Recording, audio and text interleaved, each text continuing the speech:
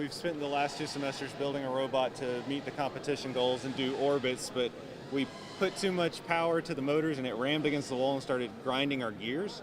And so it's not behaving the way we'd like, and some parts are failing. We forgot to bring a bunch of spare parts, and so we're actually got some people running out to a supply store now, hopefully to find a motor for it.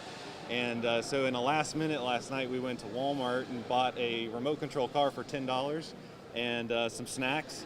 And in the process, we basically Brett took out a lot of the parts and took out the remote control part so we wouldn't get in trouble, and mounted it in an Arduino, and I can tell you more about it. So basically, we just took one of the regular motor drivers we had, and I just programmed logic to where at first it just goes straight for a little bit, and then it just keeps doing oscillations for about 3 minutes. So it's like, basically we just have to change the speeds a little bit. The other problem is that after we added this on, it used to be really fast because it didn't have much on it. It kind of looked like a Baja bug at first.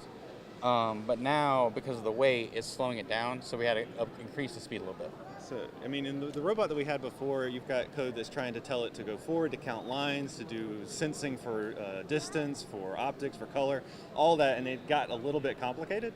And then this one was like, if we can just get one thing and do one thing well, let's go forward, make a loop, and just hopefully make a show. The real robot is 2 semesters worth of work. Saturdays about 5 hours every Saturday with a volunteer group of about 5 to 10 people. And the last couple weekends has been like, I think it was over 10 hours. Like it would be like 11 in the morning all the way to sometimes like close to 11 o'clock at night. So yeah, we spend a lot of time. A lot of blood, sweat, and tears on that. A lot of rewiring, a lot of some components kind of going wrong. Yeah. Wow. So yeah, it's a lot of effort. Yeah. This particular competition, the goal is there's a problem with space junk around our orbit, and so the theme is to clear out that orbit of junk. In this case, balls and blocks in a little orbit, and we make rounds, and you get points for moving the blocks or the balls. Color sorting is also a goal, if you can put them in their location, and then if you can go home and throw up your flag, you get points that way too. So the goal is just put some points on the board.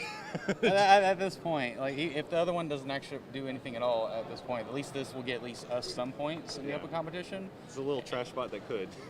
Basically, because the hilarious thing is like we managed to do this within like less than half a day. Yeah.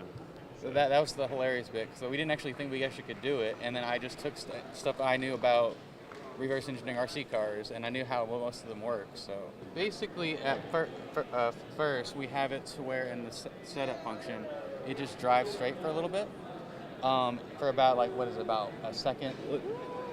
Let me say it this way. Basically, he's got it telling one motor to just turn your wheels straight, go forward for a few seconds, and then it starts looping a left turn and then drive fast. And then we have to make it change speed a little bit, or else it'll start like curving out. But it basically, you run one code to start, and then you start looping a second piece of code that just tells the other motor to do its thing.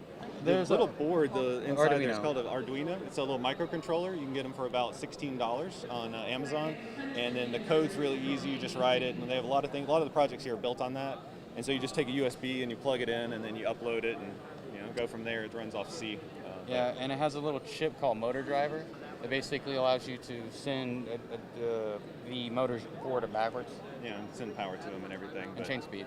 But the little controller there, you can make anything out of it. You can make robots. You can make water your plants or feed your dog. You can make little automated systems. So you can make like Christmas lights blinking on, things like that.